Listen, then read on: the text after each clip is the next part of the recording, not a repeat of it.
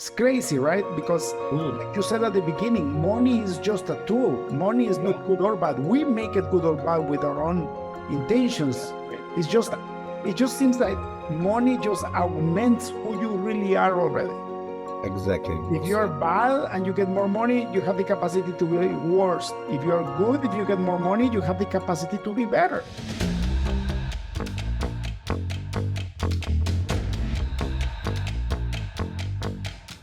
Welcome to the Break Free podcast.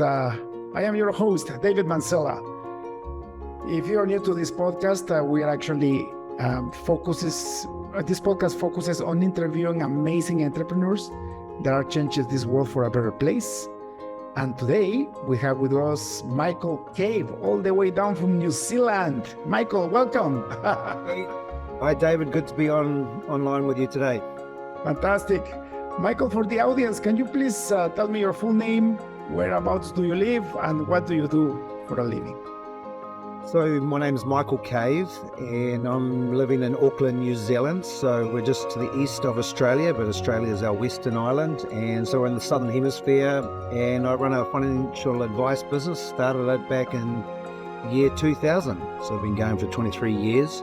And we work in wealth management, life insurance, and also home loan lending, private lending space.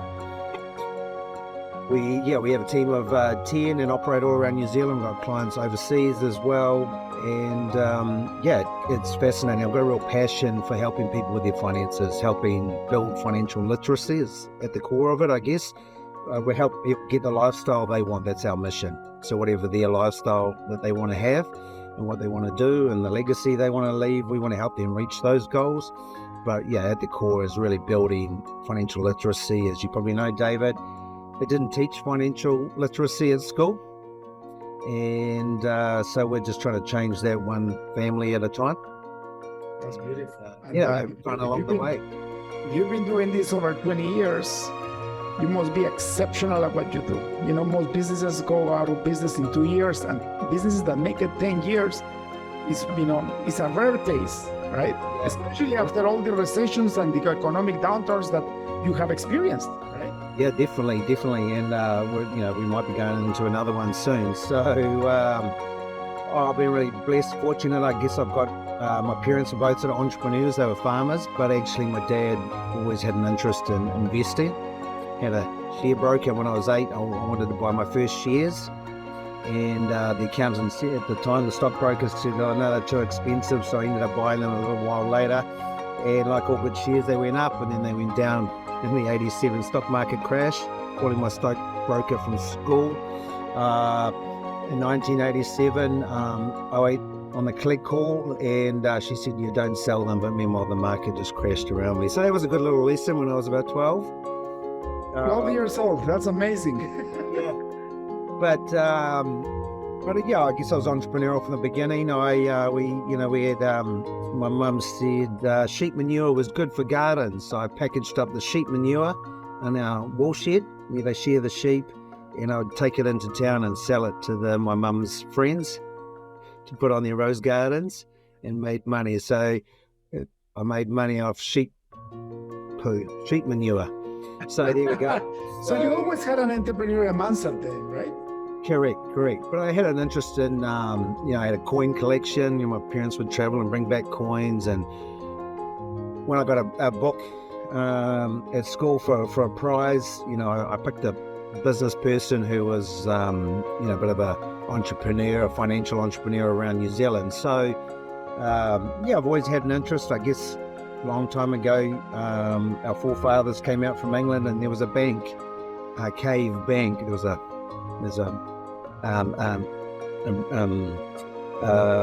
note with the Cave Bank got bought. It's now been bought out by another. But I guess my forefathers in the UK, were in the banking space. So I didn't know that till more recently. But just love helping people understand, those lifelong principles around money. If you can work, as you know, David, if you can work with it, it can be your best friend. But if you work against it, it can create depression, stress, destruction, and even death. Of course. And I guess one of them divorce, is family breakups. Yeah, So that's right. much negative can come from not knowing the loss, number one. Number two, allowing your emotions to take over when you invest. Yeah, and hey, when the markets, whatever the market you're in, goes against you, and then you've got debt that you can't manage, and the financial pressures come on. Well, people do. They react. They let their emotions out with those that are closest to them because they feel safe, but they can do a lot of damage. And I guess a lot of relationships break up. Two key factors I've heard is one is over sex, and the other one is money. So we're trying to we're working on the financial thing there to help. I started investing in 2000. I was still an employee back then. I opened up my own business in 2005. I run a successful software consulting firm. We build applications for clients to grow their profits. But I was a passive investor, right? And so at the beginning, I did it right because I was just basically putting a portion of my salary away every single month and invested on a diversified portfolio. The problem was that back in 2017, I thought I was going to take ownership of my own finances. And I got aggressive because a lot of my peers were having a lot better results than I had. So that's not rule number one. So I've been reading the book of Proverbs in the Bible a lot, and actually all these lessons are there, but because we don't learn, we fail, right? I got envious that all my business acquaintances and business partners, other people were making a lot more profits in the stock market than I was. So I thought, I'm going to take care of myself to get it done and get it done right. So I joined a course on how to do stock trading, and then I did options trading. I went deep. Yeah. I went deep. In 2017, 2018, I actually played with paper money for 2-3 months. And what my teacher was telling me is you have to control your emotions, and you have to learn the laws that govern the stock market. And that's exactly what I didn't do. And I ended up losing a lot of money. And then I realized that, number one, if you want to do that, it's not a part-time gig. I truly believe that if you are a stock trader, you can actually make a good living. If you make it a full-time job, and you have the capacity to get rid of your emotions when things go wrong, and also when things go right, because I tend to exaggerate things, right? And the long-term thing for me, like I run a software business, I am not an investor.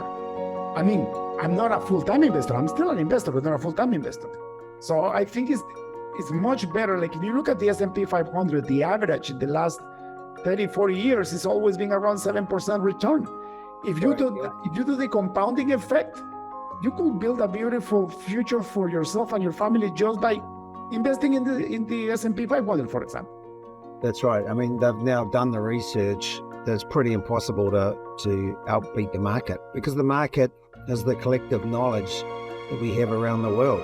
You and I and all the other thousands of investors are making those decisions and deciding to value those companies, whether it's Apple or Amazon or the bank or the mining company or whatever. And there's billions of dollars, $600 billion worth of transactions are done daily, and that's an Australian dollar value. And you have to outbeat that market, you and I individually, to have some snip that's going to be better than the rest of the global market is impossible. And the markets have priced in what you and I have suddenly woken up and realized today. They've already priced that in 3 or 6 months ahead. The market's always forward thinking.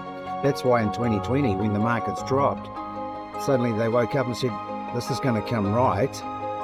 And the markets took off again because they knew in 12 or 24 months the markets would bounce back. And that's the thing, the markets are forward thinking. They've done that for over 100 years. Like you say, the S&P 500 is on average has done a 10% return over 50, 60, 70 years. I say to my clients, what's the trend? It goes up. If you stay in the market and you're diversified, you'll get the market, and then it's just, you don't actually need to do the work. And that's sort of really what we're working with clients is entrepreneurial clients is who I really love, and just people wanting to get ahead. As the market can do the work for you, and then it's just really about managing. Our role is to manage the emotions. So when it drops, this is normal. This is a health sign. When the market goes down, that's a sign of a healthy market. A market that goes up, you've got to ask all the time. You've got to ask what's going on. Is it a realistic market? Because when it goes down, there's opportunities to buy. Yeah. But if we go to 30% in 1 month, people freak out and then they sell. They sell when it's cheap and they buy when it's expensive. And then it's the opposite. This is against the rules of the market. And that's how you go broke. And then people get bitter and they get upset because the market didn't do. But what they did was they didn't do a little bit of research, or they didn't get somebody in to educate them and help them and calm their emotions, but also understand our markets, and people can lose a lot of money, and I hate people losing money. So it's just educating them about what's their risk appetite, what's their timeline, and making sure that they don't take too much risk or not enough risk. Because a lot of people go, man, I need this money to grow, but they want to put it in a term deposit, in their cash check account and get zero. Meanwhile, inflation's 3, 4, 5, 7%. Actually, very little risk. What it will give you is a devaluation of your money, isn't it? Because of the inflation. Yeah. So, and the markets will reward you for staying involved and taking those risks. So you can't jump back into the market once it's bounced back and then expect to be rewarded for not taking any risk. And so the market will, and the economies around the world are always innovating. So people like you and I will not leave our money under our pillows. We'll take it out and put it into their companies. The best companies will continue to grow, and those that can't grow will go out of business, but somebody else will come in and create a new solution like you do with your software. So there's always new entrepreneurs coming in that are wanting to grow, and the markets will invest into those companies, and you'll get, as investors, we get rewarded. But the key is, just knowing those lifelong principles, like you say in the book of Proverbs, they still valid today, and Solomon wrote about diversification. Yeah. And by the way, people that don't know, Solomon is considered to be the richest man that ever lived. If he was here today, he would be in the trillions and trillions and trillions of dollars of his net worth. Yeah, that's right. And, so he talks about diversification, and I guess now you look at the best financial researchers who've got the Nobel Prizes, one of the key principles they talk about in any good fund manager is diversification, because then you remove that massive swings of ups and downs that can happen. And so if you're investing in different markets and different countries, different technologies, different sectors, and in different countries around the world, we don't know which one is going to do well. Well, if you're in a whole range of sectors and markets and economies, you're going to get that long-term proven track record return. So diversification is a key thing. And I guess the key thing with money, like another one is compounding interest. Albert Einstein said it was the 8th wonder of the world, I think people say. And it can be your greatest friend or it can be your greatest enemy. If you're in debt, short-term debt, credit card debt, car loans, all those sorts of things, your assets are decreasing, and you're not paying that debt off, the interest costs can get bigger and bigger and bigger. But compounding interest can be great from an investment sort of thing. In the other way, right? It works both ways, right? Correct. Yeah, and it can be the compounding interest returns can be greater than what you could save, or through your 401 or your 401k or your whatever your superannuation policy is. It can be more than you contribute, your employer contributes. The market start paying you more than you can actually contribute because of the power of compounding interest, if you give it time. And I guess it can be one of your best friends as well. So your money takes on the nature of the hands that it's in. Somebody who's a Mother Teresa, a charitable person, that money can be used to transform a family or a cause in the community or whatever. But in the hands of, a drug dealer or whatever, it can be used for bad. So I guess for us, it's going, hey, money will do whatever you tell it to do. Just depends what you want it to do. Yeah. It doesn't have a personality. It takes on the personality of the people. So that's another passion, is money can get people out of poverty. It can, wealth for us as an individual, but then your family, then your children's children. You can leave an inheritance. You can leave a legacy. You can, get people out of poverty. You can set up a cause and a charity. So it's schools and all those sorts of things. Money, if it's used properly, can make a massive positive difference. And I guess that's what we're trying to do, is help people be the master of their money, not let their money master them. Tell money to go to work rather than the money tell you to work. Like you get 3 jobs and 24/7 just to put food on the table. But if we can pull some lifelong principles that Solomon talks about in Proverbs and so on, the money can now begin to work for you, so then you can go and spend time with your kids, or you can leave a legacy, for 3 generations, that sort of thing. It's, you touched a great point, and it's about the master, right? Like, it says the problem is, who is going to be your master, right? Yeah. If you let money be your master, you're a slave to money. So correct. And you cannot have 2 masters. In my case, it's like, I'd rather have God as my master. Yeah. and be the master of money. So money in itself is not bad. The love of money is bad. Correct. Yeah, right? That's right. Yeah. I say money doesn't have a personality. But you tell it what to do. You make it your slave. Make it work for you, so that, and that's the power of it. While you're sleeping, the money can be working for you. I can invest, and while America's waking up, it's going to go to work for me. And then when you're sleeping and you've invested in other economies around the world, your money is working. But yeah, you've got to learn those principles, and but also not comparing the Joneses next door. Yeah, that's what I fell in, right? Like, that's why I fell into this thing. Yeah. Because as a friend of mine says, you might think the grass is green on the next door lawn, but they've got to mow the lawn. Yeah. We've got own lawns, the dog will poop on their lawn as well as our lawn, so you got to pick, so you've got to learn but not compare, because everybody's different, everybody's on a different journey, and you got to be content. I think that's one of the key principles I would say to people. You've got to be inwardly content. It'll make you happy to a certain extent, but there's a lot of wealthy people who pass away who are very miserable on death, What do people talk about? They talk about relationships, the difference they've made, their family. When it all comes down, they're not going to look at the gold watch that the corporate company gave them when they left. We're born for a greater purpose. Yeah. Money is just a way we trade. So you can, if you put some aside and invest it well, you've got to live and you've got to spend, and you've also got to enjoy life. You can't just, you never know when our number's up, David, and so it's the tension between living for now but also the future. But the key is, like you say, don't be anxious, don't be ruled by the money. Be wise, through estate planning and life insurance and health insurance and investing for the future. But the thing is, you don't want to let it be the markets and the news and the ups and downs, and even money and what's in your bank balance. You can't be ruled by that. Kept thinking. And I guess that's where faith comes into, because there are challenges in life. Right now we've had a massive series of floods and cyclones in New Zealand, and people have lost their homes and different things like that. And so you've got to have that inner fortitude as well. But also, I guess, people around you to go, hey, you can do this, you can bounce back. And definitely. And I guess faith gives you a greater perspective as well, a long-term perspective.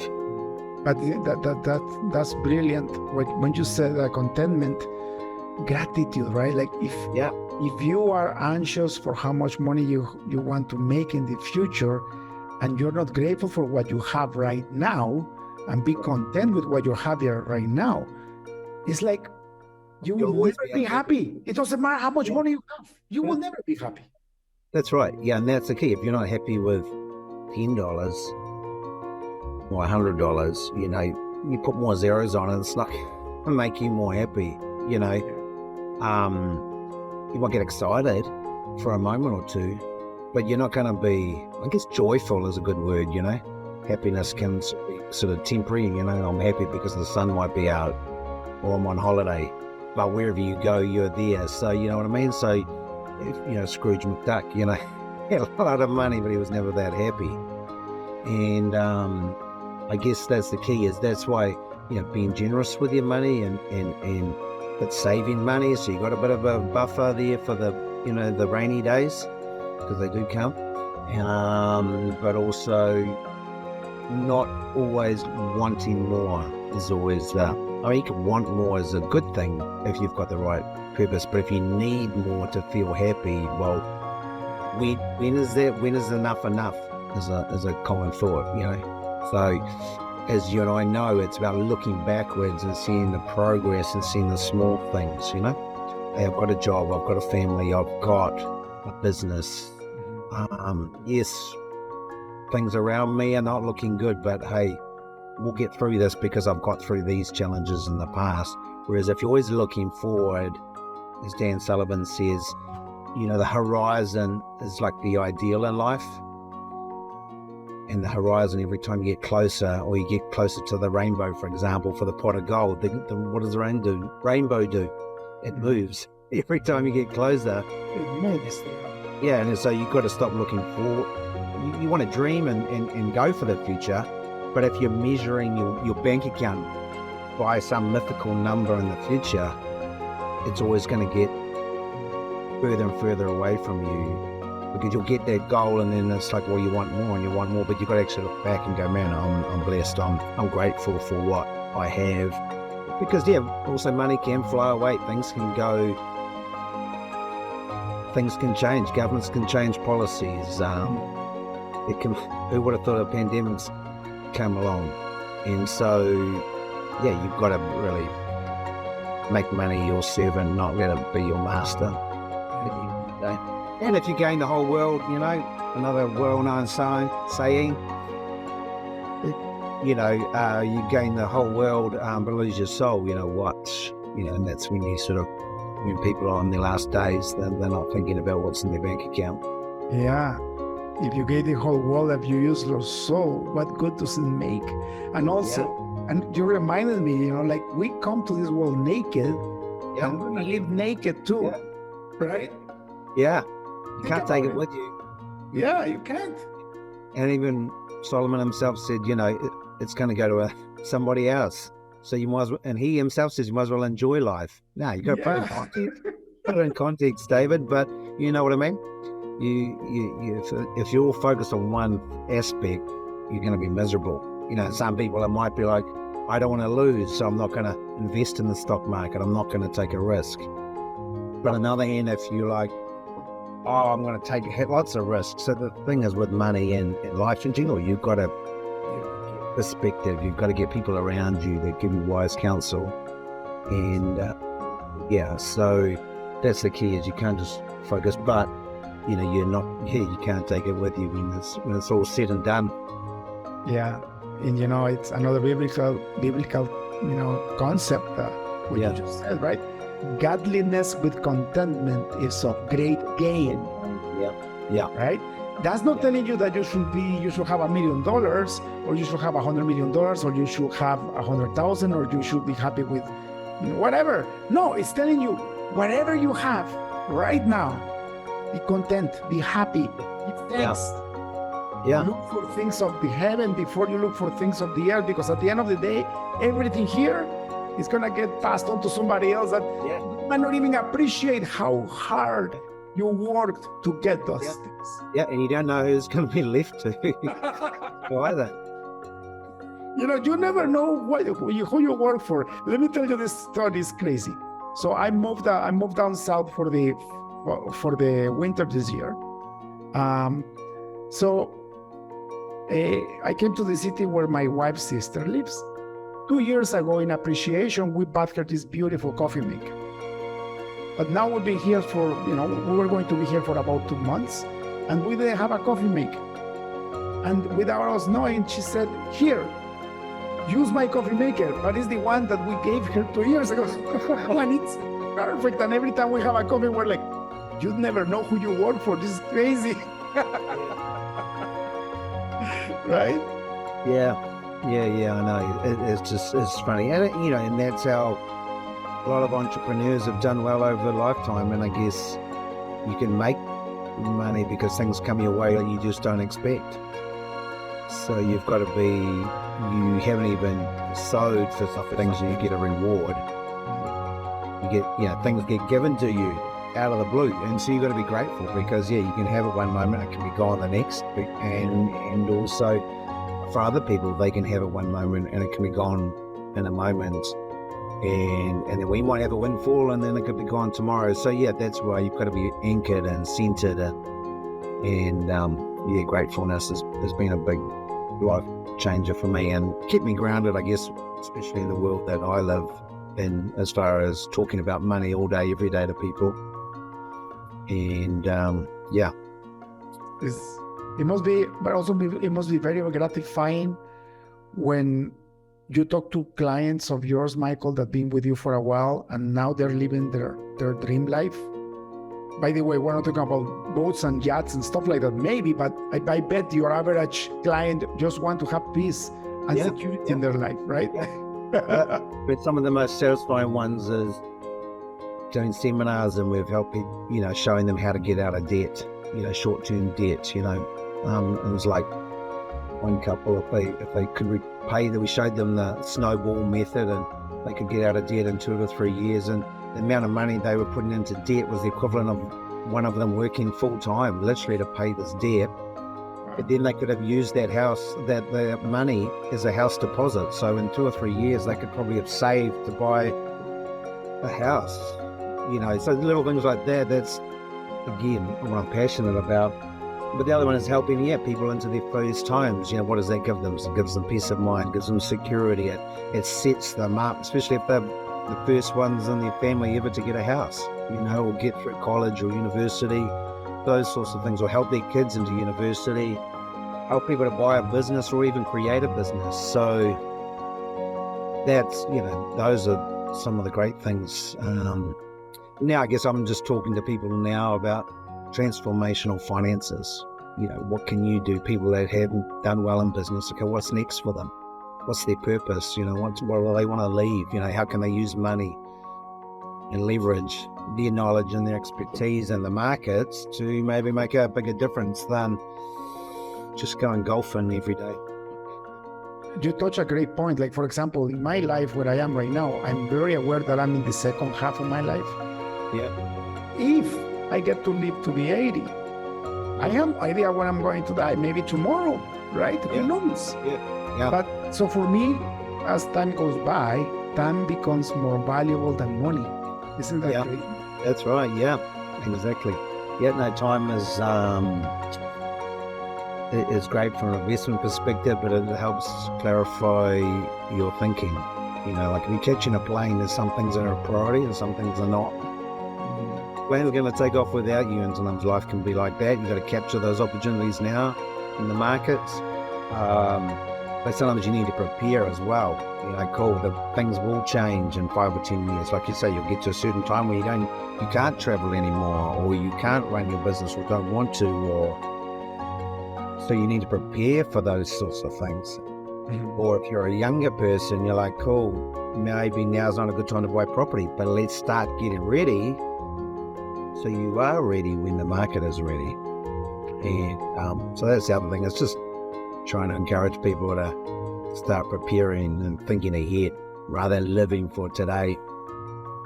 Exactly. And also people that live for today, and believe it or not, like I have a lot of friends that are successful business owners. Today, But a lot of them, they get overconfidence in their ability to make money. Therefore, every penny that they make, they spend. And that's a dangerous game to play, because once something, like, for example, they could lose their health, or the market conditions could change, or the government could set a rule that renders their business obsolete. And then what? They have nothing to fall under, like nothing, because they were so smart that they knew how to make so much money, and they were over leveraged, right? Yeah, that's right. There's some research has been done, and it's like you ask a group of people and say who thinks they're above average drivers, and often you'll get in a workshop 70 to 80% of the people will put their hands up to say they're above average. Well, how can you have 80% when the average, when you're comparing yourself against the average? And I guess what we think is we're a better investor than everybody else. We get overconfident, and we get overconfident when the market's gone up, but then we blame the market or we blame somebody else when it goes down. It wasn't our fault. And so so it's your intelligence when you made the money, but when the market goes down, it was the market's fault, not your fault. Yeah, that's right. So and Warren Buffett says it himself. He says, when the tide goes out, you can see who's been swimming naked. Exactly.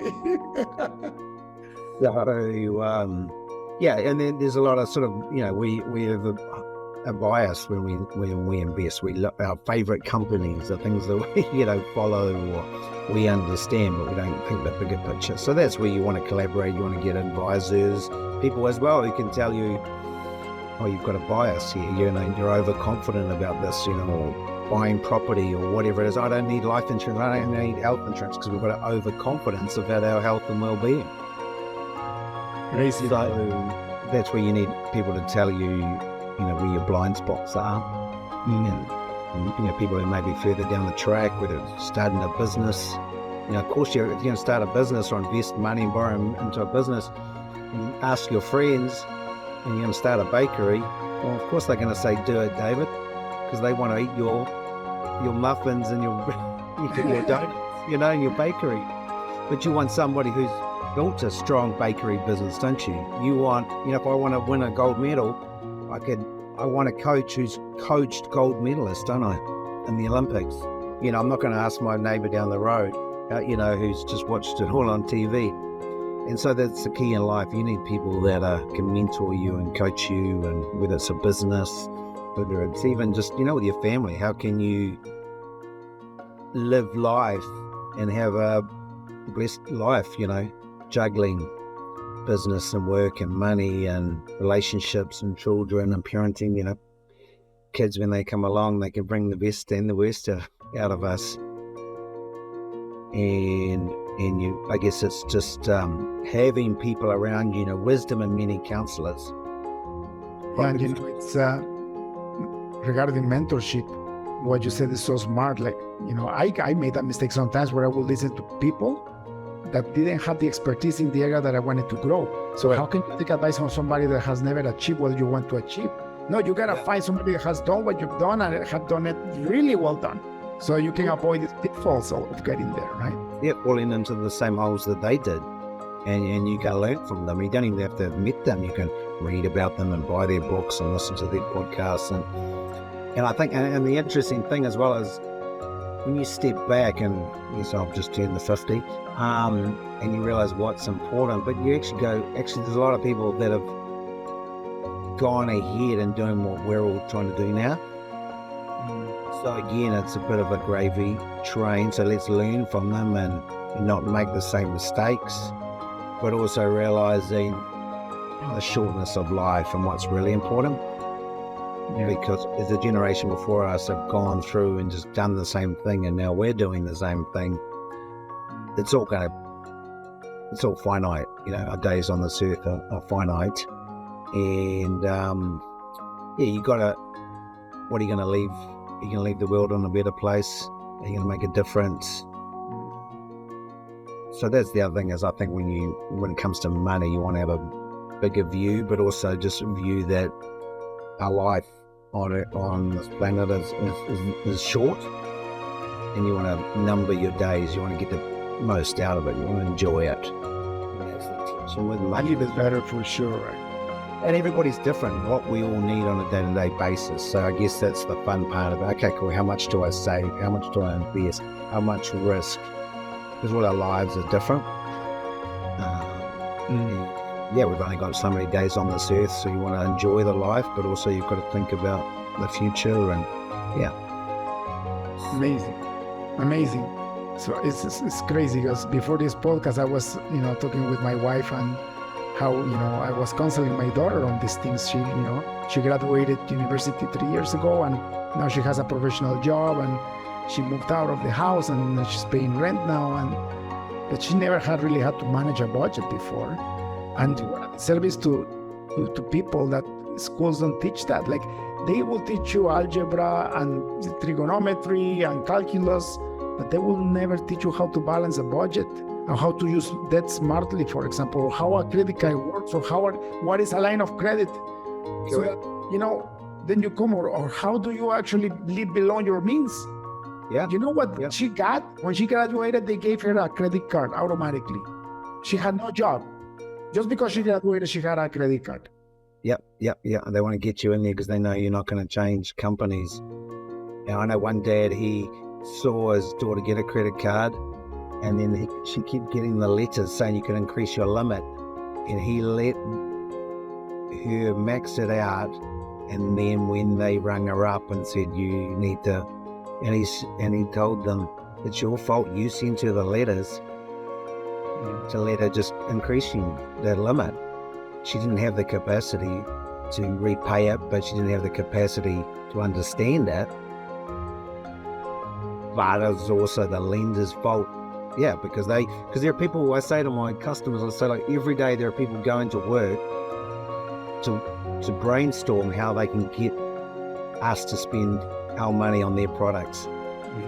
There are marketers while we are talking right now around the world trying to get us to buy more of their products. And so you've got to be smarter than them and be able to say no. And if you can say no to a purchase like a TV of $1,000, you can say no to $10,000, because the more zeros, the more complexity you have, the more people want to sell you stuff. So you've got to learn a discipline, I say, of denial and discipline, around your money, of like, cool, can you put a few dollars away and save it for a rainy day and that sort of thing? Because it's just, you ask the people that win the lottery, everybody comes knocking on their doors, charities, friends, And because they don't know how to manage money, they end up losing it all, and they end up being in more poverty than they were before.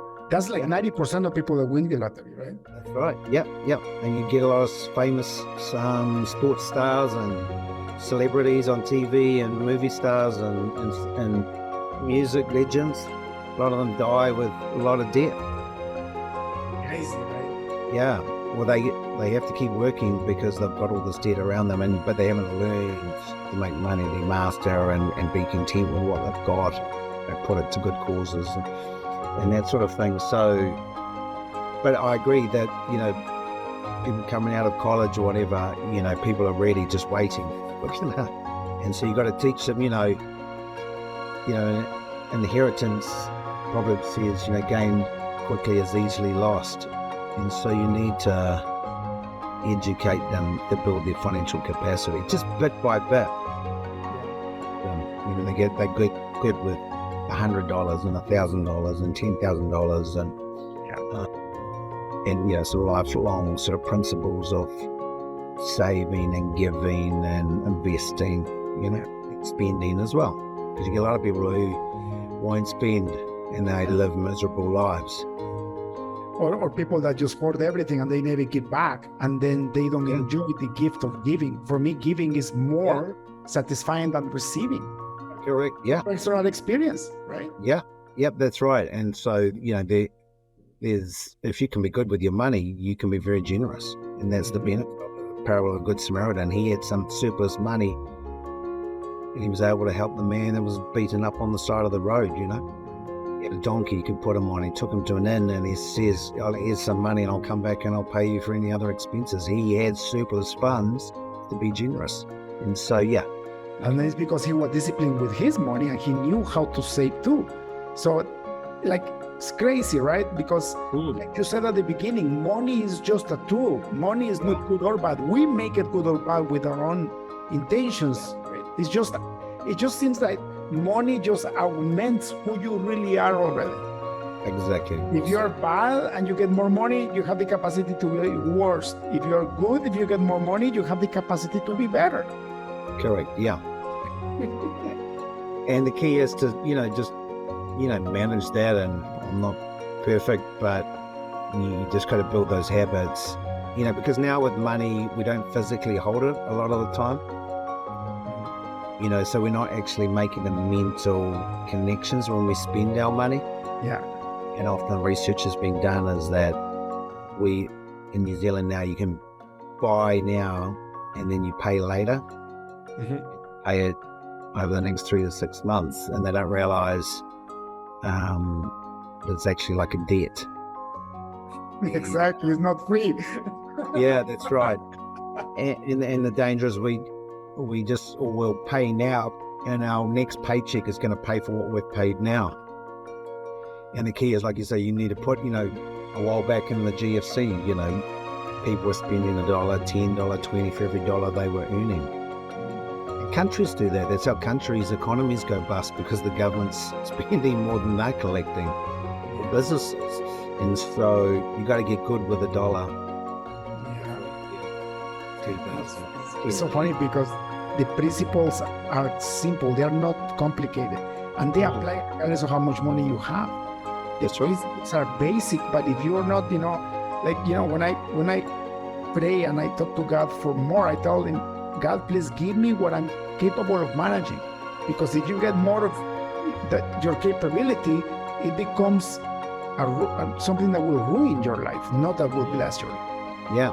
And I mean, there is a specific story on that.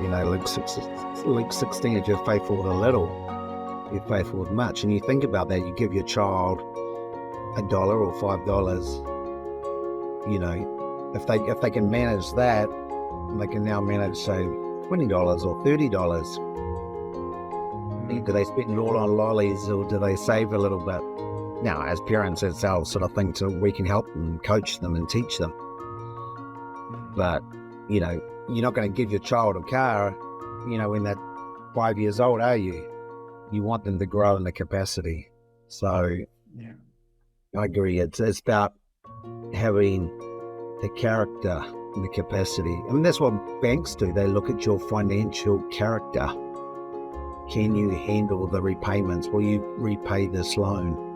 And so, but we don't think about that. We don't talk about that as families or couples. Good one, actually, a relationship we were dating and want to get married or live together forever. Ask them how much money they got in their bank account, because when and they say, oh, I love you, and then the dad says, oh, does he have a job? Oh, no, he just loves me. But loves ain't going to keep power on, is it, David? Exactly. So you can learn a lot of lessons with just a few bucks, and be wise and grow into that capacity. And there's great stories, and from your part of the world, it's how I think it was, I can't remember the exact name, but it's a family, and he taught his children. They were growing carrots to sell them and make money, and they donated and they saved and they invested or whatever, and they grew. But they just started with a few dollars, a few dimes, and they've gone on to be successful business people or governors and different things. And so, you can teach your kids these lifelong principles that can set them up for success long after we've gone. Yeah. For me, when I finally learned that I needed to live below my means, that means don't spend more than you make. And then with the difference, if you happen to make more, that difference, split it. Yeah. Right? So the leftover, a portion has to be for investing, a portion to be for saving, and a portion has to be for entertainment, of course. Yeah. And also a portion has to be invest for giving. Yeah. So that if you follow that basic principle, if you have $1,000 or $100 million, if you spend the same principle, there is nothing but prosperity and peace and happiness for you. Yeah, that's right. And you try and break those lifelong principles. Right. Just push it. As we say, you're pushing water uphill. Yeah. And that's a bit of trial and error. And the other big thing is, I think, is taking action, not trying to find the secret the secret to it all. It doesn't have to be perfect. You just got to do something. The markets will do the rest of, the properties, land 100 years ago were a lot cheaper. What's happened? The land has gone up. The price of land has gone up. The stock market's gone up. So you don't actually have to do a lot, is what I've learned. You've just got to take a bit of action, use a bit of wisdom, and then the markets will do it. Whereas we can often, as people, focus on the secret answer. What's the secret sauce that David's got, or why are they so successful? Well, a lot of it's just money. It can be just pretty boring, but money will do the work for you. Then you'll wake up 10 years later and go, wow, look at my bank account, or look at my 401k, and then you can get excited. But along the way, it's just day after day after day. And as Dave Ramsey talks in the US, he just talks about act your wage. Act your wage. That's beautiful. Yeah. So it's like you say, living within your means. And I get it. It's tough when you've got a young family and you maybe got your first home and you're trying to get ahead and you're working. You don't get much sleep and you're working 24/7 and that sort of thing. So that's really where the contentment, but also the long-term perspective, you'll get through it. Kids will begin to leave home and all those sorts of things. I have my bank card. In the 90s, you had the bank card where you had to go into the machine and it would print your balance and your transactions. I have a bank card from 1995, I think 1996. I had 3 young kids at home. I had just finished university and I was working towards my first job. And you know why I kept it? I remember that back then, if I had $1,000 in the bank account, the bank wouldn't charge me service fees. And I kept it because I always had it at $700. I could never make $300 more to keep it to $1,000. Wow. But we were happy. Yeah. We were content. If we went to the donut shop and spent $5 on the weekend on donuts and coffee, we were happy to do that, and we will never do it every weekend because we couldn't. But it's the contentment. Oh, the donut tasted like heaven. Yeah. I mean, there's a lot of very wealthy people who still have a poverty mindset. A lot of people living in poverty, we have a very wealthy or abundant mindset. Yeah. And you only need to go to a third world country and see the smiles on those kids, and they've just got some sticks and some rocks and they've got a whatever and they've turned it into a sports game, or and having the time of their lives, and then we've got kids who are at home on the screen and just depressed and da-da-da, and mum and dad are out working, not realizing the kids want time is the thing they want, and I get it. We're trying to get ahead and help and advance, but again, it's just where you get some good lifelong wisdom and counsel and perspective, and just realizing that we've only got a limited time, and so you just got to make what's right for you, and rather than just comparing with the Joneses and what the experts say you should do and have, and it's just about being content really, and being grateful for the little and a lot. And don't overcomplicate things. We try to complicate things, and the minute I start looking for more answers than the answer is when I start getting lost, like my investment experience, right? Yeah, and that's it, because that's what we want to do, is unlock the knowledge. Because if you can make the knowledge and then take some action, you can liberate the people. Like any interest. Oh, flip, gee, I should. Like you were doing, you were trying to get there. Okay, you understood what's happening. They're going to charge you a service fee. If I can get that up to that amount, my fees are gone. That all adds up. Hey, if I'll cut up my credit card, or I'll put it in the deep freeze in a glass of water and not use it. I'm going to save myself 20% in interest costs for stuff I don't really need, just to keep up people I don't like. I know, it's crazy, right?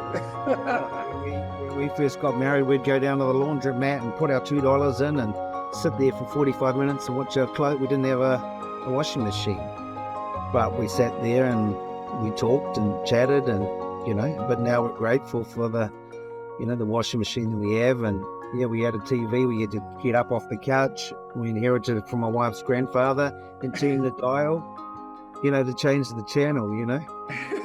It's beautiful. Yeah. So hey, we have Netflix now, and yes, got all the channels there. But you got to realize what's really important as well. So keep it all in perspective, but have fun along the way, I think, as well. Like you say, be creative. And I encourage my young people trying to get ahead into their first homes, rather than go out for flash meals or takeaways. Why don't you get your friends around and make pizzas together? Yeah. What's the greatest riches can be is the journey that you went through, and you journeyed with others together, and everybody in there, and you're encouraging and having fun making these pizzas, and it's costing you a tenth of what it would cost you, at the latest restaurant. And so, and you're having fun along the way. Beautiful. Michael, your wisdom is impressive. Thank you so much for being in this podcast. I want to respect your time. I could be talking to you for a long time, actually. If people like to find you and, trust you with their money so that you can help them get financial freedom, where can they find you online? Yeah, find me on LinkedIn, Michael Cave, just search me up, or Cave Financial, CAVE financial.co.nz, and you can reach out to us there, and we've got plenty of material on our website, and or email us info@cavefinancial.co.nz, and we'll send you some resources and some information. But there's plenty of information now online. Beautiful. One step at a time. Beautiful. One last question before we finish the podcast. If you had access to a billboard in front of the busiest highway on earth, what would you write in it? It's a really good question. Think first. Think first. Yeah. Or if I had another one, I'd be grateful. Grateful too. The grateful part I already have. The think first, I need to work more on that. I'm very impulsive, Think first. So definitely, I think with money, you definitely got to think, and you got to pause. Yeah. Work out why you're doing it. Work out why you're doing X, Y, Z. Whether it's buying the TV to keep up with your brother, who's got a bigger TV than you. But it's like thinking first about, is this the right thing I want to do with my money, whether it's a $10 purchase or a $10,000 or $10 million purchase. You want to think first, but then you do need to take some action. Yeah, for sure. And also don't go after the shining object of the moment, right? Like back then with cryptocurrency, then NFTs, now it's AI, and people go in and buy high and then see. Yeah, that's right. And they don't really understand, hey, Warren Buffett and co, they only invest in what they understand. So if you don't understand it, it's probably, and if it's too good to be true, it's probably too good to be true. Get rich quick schemes, often too good to be true. So if it just pause and think with your money from time to time is always a bit. For me, the biggest, the most dangerous traps in life is when you get a lie wrapped around truth. So the truth outside you think is truth, and then you bite it, and there's a big barbed lie inside, and then you lose it. It's horrible. Yeah, right? And that's why you've got to be content, because that can govern your thinking process. Because I'm going to get this, or I'm going to go on this big expensive holiday, and I'm going to feel happier. But all you come back with is debt and a few photos. Yeah. And time goes by so fast anyway. Yeah, rather than saving up the money and then going and all the preparation, you get really excited about it, and then you go and you can know that you're going to come back from that holiday with no debt. Yeah, beautiful. Yeah, little things like that. Whereas buy this trip now on credit and you'll have a great time, and got to look at it. We're going to close this with this. Since we talked so much about Proverbs and the Bible, remember this I just learned. Proverbs 10:22 says, the wealth that the Lord gives you, He will give it to you with no pain and without too much effort. And then I added this: if you get wealth from the world, the way the world gives it to you, it comes with pain and it comes with a lot of effort. And when you lose it, it's even worse. Michael, brother, thank you so much for being in the podcast. God bless, and I hope to see you soon in another episode. That sounds good. And the world of the generous gets larger and larger, David, but the world of the stingy gets smaller and smaller. So that's another proverb which I'll leave you with and your listeners. So thanks very much. Appreciate you giving us the opportunity. You have a great day, eh?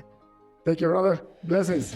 That's all for today's episode of the Break Free Podcast. Head on over to iTunes and subscribe to the show. Starting your own business can be tough, but it doesn't have to be. Visit davidmansilla.com to pick up a copy of the #1 international best-selling book, Breaking Out of Corporate Jail. Expand what you consider to be possible and reach your full potential. And join us on the next episode.